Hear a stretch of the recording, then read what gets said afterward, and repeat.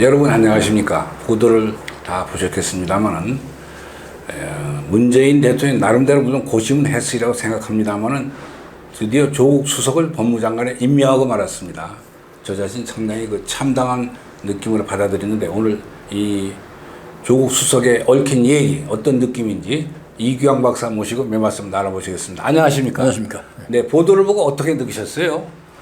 글쎄 그 임명을 하는지 안 하는지에 대해서 관심이 상당히 많았었는데 예. 대부분의 사람들은 법무장관이 여러 가지 여러 가지 부실한 면도 있었고 또 여러 가지 잘못된 면도 없지 않아 있었던 걸 생각되는데 네. 임명하지 않을 거로 생각했는데 네. 임명을 강행한 거로 봐서는 예. 정치적인 뜻이 많은 거 있는 것 같습니다. 예.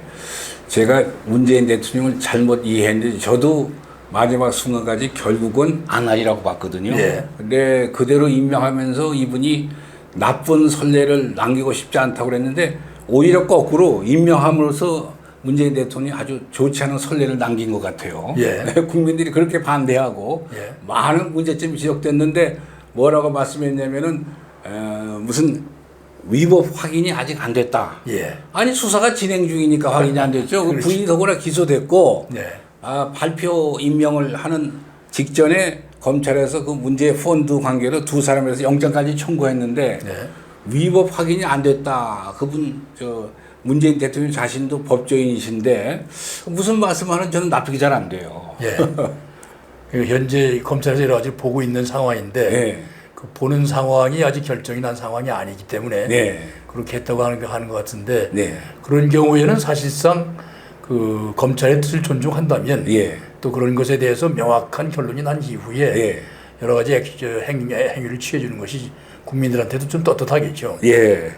그리고 이제 이분이 권력기관 개혁의 마무리를 이 조국 수석에게 임명장을 주면서 말씀을 했는데 많은 사람은 지금 조국 수석 자신이 법무장관이 될 게 아니라 개혁이 된다고 생각하거든요. 개혁 네. 대상으로 예. 사라져야 될 사람으로 예. 오히려 처벌받아야 될 사람으로. 예. 근데 그런 사람한테 권력기관 개혁을 마무리시키라니 이게 도대체가 누구한테 무슨 일을 맡기는 건지. 근데 조국 그 양반이 예. 그와 같은 그 검경 개혁, 예. 사법 개혁에 예. 적임자라고 하는 판단은 누구의 판단인지 모르겠습니다. 그건 물론 문재인 대통령의 판단이지만 예. 이게 도대체가 이 문재인 대통령이 검찰 개혁을 물론 이 대통령 후보 시절도 약속을 했어요. 근데 네. 이제 그 약속 내지는 공약이 옳은 것인가는 별 문제를 하고 그걸 진행하기 위해서 법무장관을 전부 3명을 지명했는데 네. 처음에 안경환 교수, 이번에 그만둔 박상기, 또 이번에 지명한 조국 전부 다 이제 법학 교수면서 판검사 변호사를 한 번도 안 해본 분들이에요. 아, 예. 그러니까 언뜻 생각하면 판검사 변호사 하던 사람 시키면은 검찰과의 인연 또는 법조계와의 인연 때문에 개혁을 잘 못할까봐 그런 사람을 시키지 않았나 이런 생각도 들 수가 있지만 거꾸로 보면은 지금 이규양 박사 지적하신 대로 과연 그분들이 한 번도 판검사 변호사를 안 해본 사람이 검찰 개혁을 제대로 하겠느냐? 제가 생각엔 지극히 못마땅한 선택이죠. 그렇죠. 예. 얘기하자면 개혁이라고 하는 것은 사실 예. 왜 개혁하느냐 예. 하는 거에 대한 분명한 메시지와 비전이 있어야 되기 때문에 그와 같은 조직이라든가 모든 그 행위에 대해서 예. 잘 알고 역사에 대해서 잘 알고 그 개혁의 비전을 가장 합리적인 방향으로 하려면 경험도 있고 예. 또 실제 일에 부닥쳐 본 사람들이 좋지 않겠나 이런 생각을 합니다. 참고로 이 구독자 여러분께 말씀드리면 건국 이래 우리나라에서 법무장관을 임명한 중에 이 비법조인은 문재인 대통령 전에는 딱 한 번 있었습니다. 근데 언제냐면은 김준현 씨가 이승만 대통령한테 법조인이 아니면서 판검사 변호사 자격이 없으면서 법무장관을 하셨는데 그분의 경우는 아주 대단한 법률 이론가이셨고요. 더구나 재헌 당시 헌법을 처음 만들 때 유진호 박사가 이제 기초를 하시고 그거를 내각제로 기초하셨는데 유 박사의 처음 헌법 개정하는 대통령제 이승만 대통령이 원하시는 대통령 책임제를 바꿀 때 그 작업을 진두지휘한 분이 김준현 선생입니다. 그래서 이제 어떤 면에서는 이승만 대통령이 자기가 원하는 쪽으로 실무 작업을 한 김준현 선생한테 왜 법무장관의 자리를 줬다 하는 그 고사가 하나 있는데 그 외에는 전혀 그런 일이 없었어요. 비법조인이 법무장관을 맡은 일은. 근데 이제 이왕 그 개혁 작업 얘기를 하셨으니까 문제가 뭐냐면은 개혁 작업의 그 내용도 문제지만 개혁 작업을 추진하는 과정이 지금 어떻게 하고 있냐면 패스트트랙이라고 그래가지고 선거법과 연결시켜가지고 이 공직수사처를 만들고 검찰의 수사권을 상당 부분 경찰에 넘겨주고 이걸 지금 졸속 입법을 하고 있거든요. 네. 그래서 제1야당인 자유한국당은 이 참여도 안 하고 이 자체가 위법이라고 지금 투쟁하고 있지 않습니까? 네. 그러니까 절차 자체가 지금 문제가 되고 있어요. 그래요. 사실 개혁이라고 하는 거는 우선 현실에 대한 정확한 분석을 하고 예. 그다음에 개혁하는 입장에서의 비전을 분명히 제시하고 그것을 합리적인 방법으로 해결하는 것을 만드는 거니까 네. 그 혼자의 생각도 아니고 전체 그 전문가들의 의견을 종합하고 또 실제의 잘못된 점을 지적을 하면서 여러 가지 또 대안을 만들면서 하는 과정이기 때문에 우선은 개혁 자체가 특정한 사람에 의해서 좌지우지 된다는 것은 제가 보기에는 있을 수가 없다고 생각합니다. 네. 근데 이 패스트트랙이 아시는 대로 선거법과 연결이 돼서 선거법이 이제 연동형 비례대표제 그래가지고 예. 정의당이라든가 이런 그 군소정당, 소수정당들에게 전국구 자리를 늘려줘서 그분들이 쉽게 원내 교섭단체 20석 확보하게 만들어 놨지 않습니까? 네. 그러니까 이분들은 어차피 선거법이라는 게 믿기 때문에 제일 그 집권당인, 제1당인 이 더불어민주당과 좀 같은 배를 타고 있어요. 아, 예. 그러니까 이분들은 무슨 그 스페이스에 걸려있는 검찰 개혁안에 대해서 부당한 것이 내심이 있더라도 네. 선거법이라는 그 믿기 때문에 그냥 따라가는 거거든요. 예. 그러니까 절차상의 잘못이 아주 큰 거죠. 예. 근데 그 선거법 개혁은 합리적인 방향으로 된다고 생각하신 겁니다. 잘못된 거죠. 이제 비례대표제 자체가. 예. 네. 저는 뭐 없어져야 된다고 봅니다. 왜 그러냐면 비례대표는 한 60년 전에 지금보다는 상대적으로 정치적으로 우리가 후진적인 상황이 있을 때 뭐 여성의 정계 진출을 돕는다든가 등등의 필요가 있을지 모르지만 지금은 이제 그런 상황도 아니고 특히 국회의원 선거라는 것은 국민의 대변자를 보통 평등 직접 비밀 직접 선거의 원칙에 의해서 뽑아야 되는데 비례대표는 직접 선거의 원칙이 아니고 당에서 명단을 줘서 국민들은 누가 후보로 나온지도 모르잖아요. 그렇죠. 직접 선거에 정면으로 반대하는 거죠. 그래서는 이 후행하고 있다고 봅니다. 진보하는 것이 아니라. 예. 그리고 또 하나 이왕 말이 나왔으니 저 자신 법조인이긴 합니다만은 네.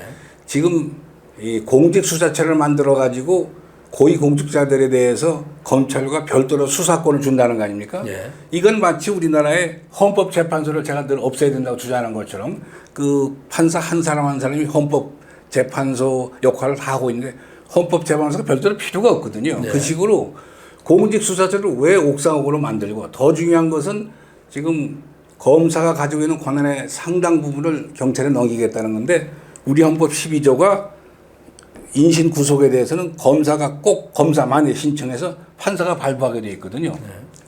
그 얘기는 검찰정법과 형사소송법의 그 뼈대가 그대로 내려와서 검사가 수사 지휘자이자 주재자가 되라는 건데 그걸 무시하고 예를 들어 영미의 경우를 보면 영미의 경우는 뭐 경찰의 수사권을 많이 갖고 있지 않느냐. 영미와 우리는 너무 다른 것이 우리는 지금 이 민주정치를 시작한 지가 1948년부터 71년 정도밖에 되지 않습니다. 네. 그 전에는 3년간 미군정, 그 전에는 일제 35년 식민통치, 그 전에는 왕조시대 아니에요. 네.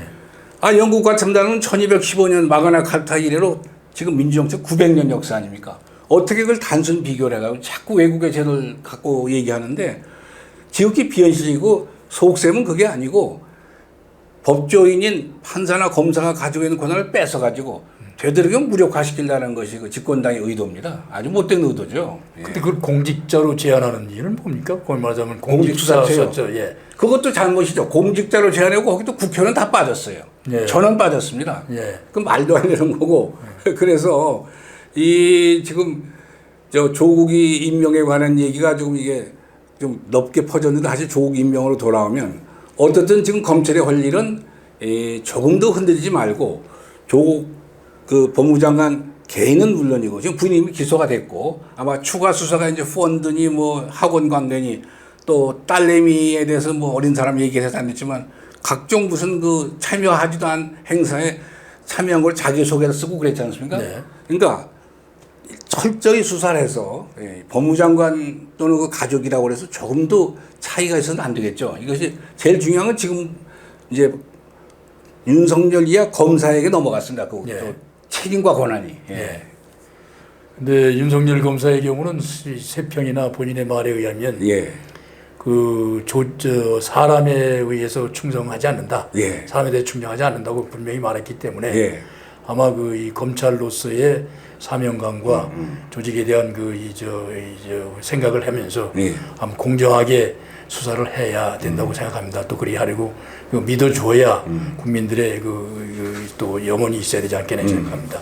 근데 못된 사람들인 게 그 더불어민주당 이석현이라는 의원은 그런 얘기까지 했어요.